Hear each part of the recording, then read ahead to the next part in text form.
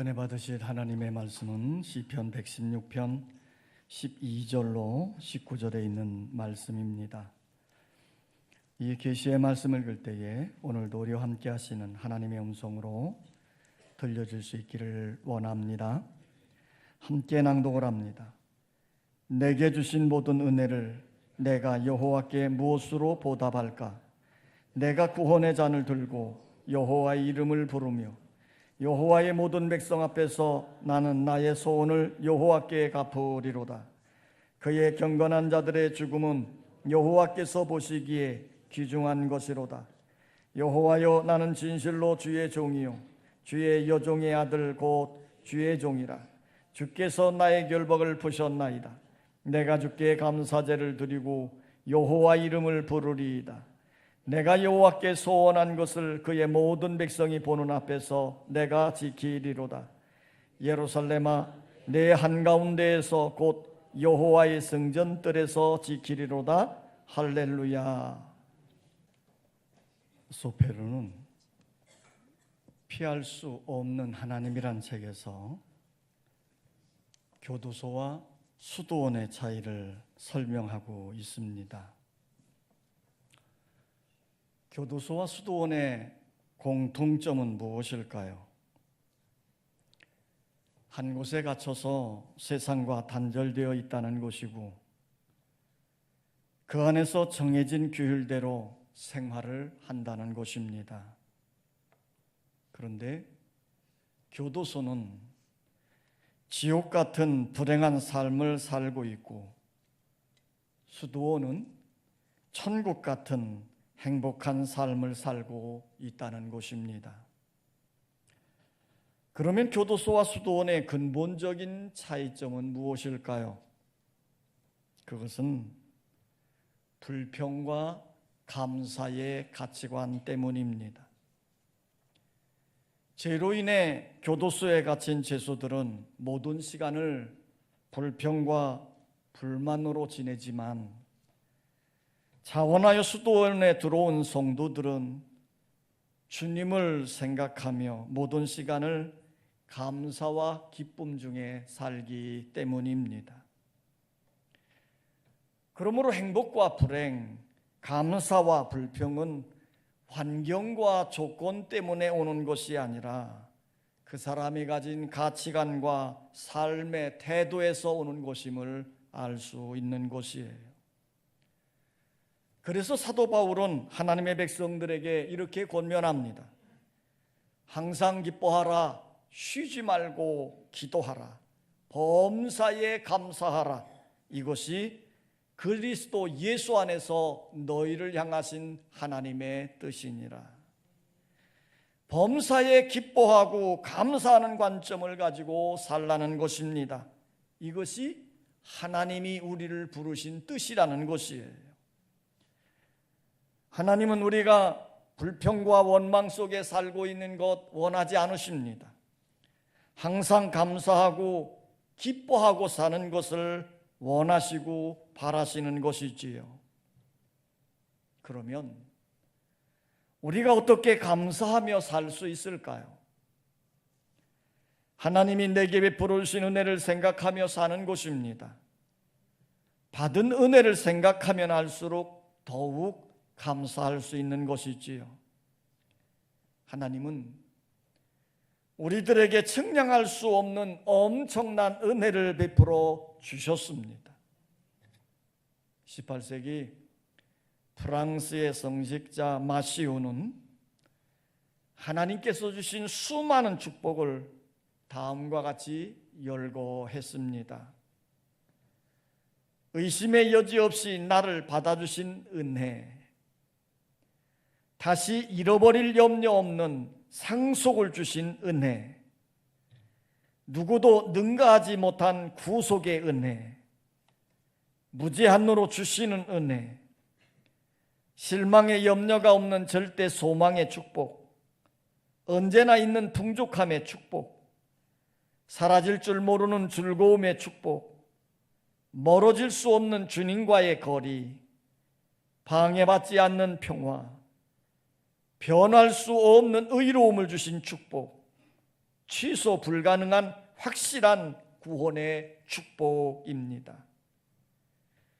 이처럼 하나님은 우리들에게 엄청난 은혜와 축복을 부어 주신 것이에요. 이런 놀라운 은혜와 축복을 받은 우리가 행해야 할 것이 무엇일까요? 오늘 본문에서 시인은 내게 주신 모든 은혜를 내가 여호와께 무엇으로 보답할까라고 하였습니다. 우리가 받은 바 은혜를 무엇으로 보답할까요? 한번 따라서 합시다. 구원받은 감격으로 살아야 한다. 자, 8절의 말씀을 다 같이 한번 읽습니다. 8절 시작.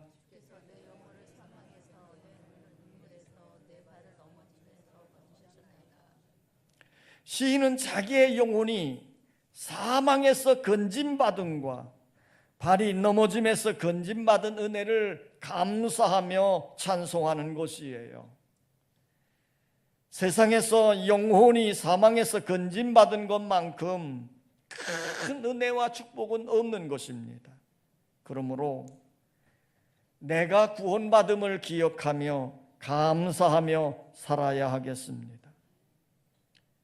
13절에서 시인은 내가 구원의 잔을 들고 여호와 이름을 부르며 그랬습니다. 시인은 구원을 확신하며 구원의 감격으로 찬송을 하고 있는 것이에요. 그렇습니다. 구원받은 것이 제일 큰 축복이고 은혜입니다. 우리가 질병에서 고통을 당하고 있다 할지라도, 우리가 부자로 살지 못한다 할지라도, 우리가 출세하지 못하고 평범하게 살고 있다 할지라도 영혼이 사망에서 구원받은 것은 세상에서 제일 큰 은혜요, 축복을 받은 것입니다. 그러므로 구원을 확신하며 즐거움 속에서 살아가는 여러분의 삶이 되시기를 원합니다. 제2차 세계대전 때에 유엔군이 독일군을 격퇴시켰습니다. 그리고 독일의 그 악명 높은 아우슈비츠 수용소를 탈환했지요. 이제 그 안에 갇혀있는 사람들을 구출하기 위해서 감옥문을 활짝 열었습니다. 그러나 그 안에는 살아있는 사람이 한 사람도 없었습니다. 이미 다 죽었던 것이에요. 그런데 그 싸늘한 감옥의 벽에 쓰여진 찬송가 가사가 눈에 띄는 것입니다. 그것은 프레드릭 레만이 쓴 찬송가 304장에 나오는 그 크신 하나님의 사랑이었습니다. 그 크신 하나님의 사랑 말로 다 형용 못하네. 저 높고 높은 별을 넘어 이 낮고 낮은 땅 위에 죄범한 영혼 구하려 그 아들 보내사 화목제물 삼으시고 죄 용서하셨네. 하나님 크신 사랑은 측량 다 못하네. 영원히 변치 않는 사랑 성도여 찬양하세. 죄 없이 죽어간 한 성도가 손톱으로 차가운 시멘트 벽을 파서 하나님의 사랑을 한 글자 한 글자 새겨 놓았던 것이에요. 그는 죽는 순간까지도 뼈를 깎아서 찬송가 가사를 써놓고 사형장의 이슬로 사라진 것입니다.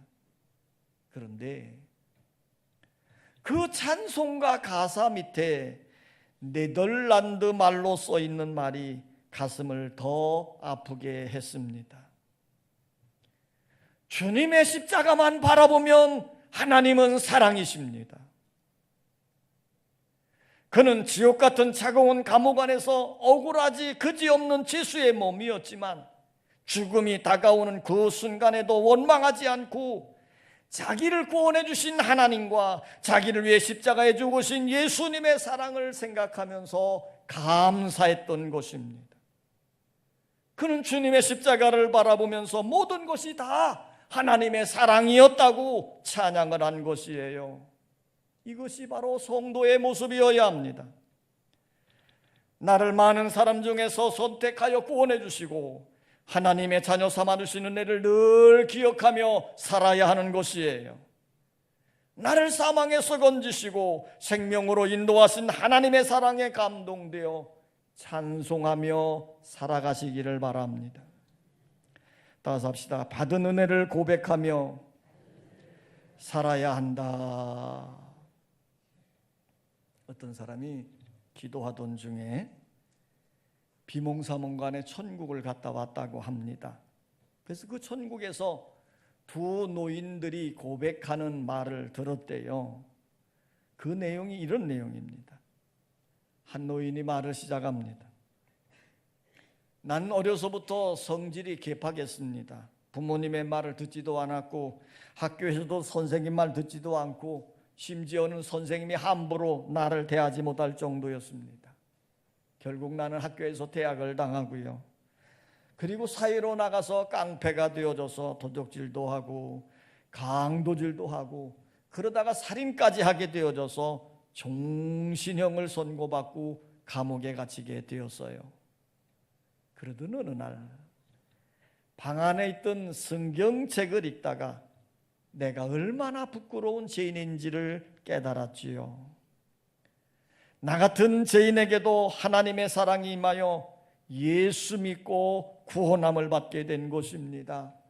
구원을 받은 후에 나는 받은 은혜가 너무나도 크고 감사해서 하나님께 기도할 때마다 눈물을 흘렸지요. 그러다가 이곳 천국에 들어오게 된 겁니다. 그러면서 하는 말이 나보다 더 큰 은혜를 받은 사람이 어디 있겠습니까? 하더랍니다. 정말 주님의 큰 은혜와 사랑을 받은 사람의 고백인 것이에요. 이번에는 다른 노인이 이렇게 이야기를 하더랍니다. 나는 모태신앙으로 태어나서 교회 학교에 한 번도 빠진 적이 없어요. 학생 시절에는 학생회장이 되었고 청년 때에는 청년회장까지 했지요. 나이가 들어가면서 집사로, 권사로, 장로로 섬기게 되어졌습니다. 내가 하던 사업도 잘 되어져서 하나님의 은혜 가운데 잘 꾸려가게 되어졌고 자녀들도 교육을 다 시키고 출가 보내서 버젓한 가정이 되게 했습니다. 남은 시간은 늘 교회에서 봉사하며 섬기다가 열심히 믿음 생활을 하다가 하나님이 오라 그래서 천국에 올라온 겁니다. 그러면서 하는 말이 나같이 큰 은혜를 받은 사람이 어디 있겠습니까? 하더랍니다. 정말 하나님의 큰 은혜를 받았지요. 성도 여러분, 이 두 사람의 이야기를 들으면서 어떤 분이 더 큰 은혜를 받은 것일까요? 한 아버지와 아들이 한 집에서 신앙생활을 잘하며 열심히 살고 있었대요. 하루는 아들이 직장을 마치고 집에 들어오면서 하는 말이 아버지, 오늘 나는 참 감사한 날이 있었어요. 이렇게 말을 하는 겁니다. 그 말을 들은 아버지가요, 얘야 무슨 일이 있었니? 하고 물으니까 아들이 이렇게 말하더랍니다. 회사에서 집으로 오다가 그만 자동차를 몰고 오는데 깜빡 잠이 들어서 옆 낭떠지로 차가 굴렀는데 그 차가 7바퀴나 굴렀는데도 내가 이렇게 조금도 다치지 않았잖아요. 정말 감사한 일이에요. 그 말을 들은 아버지가 이렇게 말하더랍니다. 정말 큰일 날 뻔했구나. 그러나 나는 너보다 훨씬 더 감사하단다. 그 말을 들은 아들이 아버지에게 묻는 겁니다. 그러면 아버지의 차는 8바퀴 굴렀나요? 그러자 아버지가 이렇게 대답했습니다. 아니다. 나는 한 바퀴도 안 굴렀단다. 여러분이 주 안에서 편안한 삶을 사는 것이 더 큰 은혜고 더 감사한 일인 줄 믿습니다. 성도 여러분, 어렵고 힘든 상황에서 건짐받고 구원받은 일이 은혜요 감사한 일인가요? 아니면 아무런 어려움 없이 평안 속에서 생활하는 것이 더 감사한 일일까요? 믿음을 가진 우리 성도들은 항상 하나님의 은혜를 생각하며 감사하며 살아야 하겠습니다. 감사한 일을 자꾸 생각하고 고백하다 보면 하나님은 더 좋은 일로, 더 좋은 상황으로 여러분들을 감사하게 만드시는 줄 믿습니다. 따라서 합시다. 감사의 예배를 드려야 한다. 유대인들이 즐겨 읽는 탈무드라고 하는 책에 보면 이런 글이 있어요. 참으로 지혜 있는 자가 누구인가? 모든 경우에 배우는 자다. 참으로 강한 자가 누구인가? 자신을 제어하는 자다. 참으로 부자가 누구인가? 가진 것에 만족하는 자다. 참으로 멋있는 자가 누구인가? 범사에 감사하는 자다. 그랬습니다. 그리스도의 향기를 바라면서 멋을 나타내는 사람은 감사할 줄 아는 사람인 것이에요. 17절을 보면 시인은 이렇게 고백했습니다. 내가 주께 감사제를 드리고 여호와의 이름을 부르리이다. 그랬습니다. 하나님이 주신, 하나님이 베푸르신 은혜에 감사하여 예배를 드린다, 이 말입니다. 하나님은 감사의 예배를 드리는 것을 기뻐하십니다. 성경에 보면 가인과 아벨이 자신의 소산물로 하나님께 감사의 예배를 드렸습니다. 이스라엘 백성들의 출애굽을 한 후에 감사 감격하여 유월절의 절기를 지켰습니다. 한 해의 첫 열매를 감사하여 하나님께 맥주절을 드렸고, 가을의 추수를 끝내고 감사의 축제로 수장절을 드렸습니다. 이처럼 하나님이 주신 은혜를 생각하면서 감사하면서 드리는 예배를 하나님이 기뻐하시고 연락하시는 것입니다. 그러므로 멋있는 성도, 멋있는 사람은 범사에 감사하며 사는 사람들이에요. 감사하는 삶의 태도는 다른 사람들을 감동시키고 즐겁게 만드는 것입니다. 경제적 불황으로 아이들이 점심을 굶는다는 말을 듣고 착한 제과점 사장이 가난한 아이들에게 점심 때마다 빵을 주겠다고 자원을 했습니다. 그래서 점심때가 되면 아이들이 그 제과점 앞으로 빵을 가지러 몰려오는 것이에요. 그런데 이 제과점 사장은 꼭 하나씩만 들고 가게 했답니다. 그런데 그 제과점 사장의 관심을 끄는 일이 있었어요. 그것은 유독 한 어린 아이만이 빵을 하나 들고 갈 때마다 아저씨 감사합니다 라고 인사를 하고 가는 것이에요. 처음에는 별로 관심을 두지 않았는데 매일 이 일이 계속되다 보니까 유심히 그 아이를 살펴보게 된 것이에요. 대부분의 아이들은 앞다투어 몰려와가지고 그 쌓여있는 빵 가운데 제일 큰 것을 골라 가지겠다고 서로 난리를 치다가 빵을 하나 들고는 쏜살같이 뒤도 돌아보지 않고 가버리는데, 이 아이만은 한참을 기다리고 있다가 남들이 다 골라가지고 난 나머지 빵 중에서 하나를 받아 들고는 아저씨 감사합니다 하고 인사를 하고 가는 것이에요. 그 일이 한 주가 지나가고 한 달이 지나갑니다.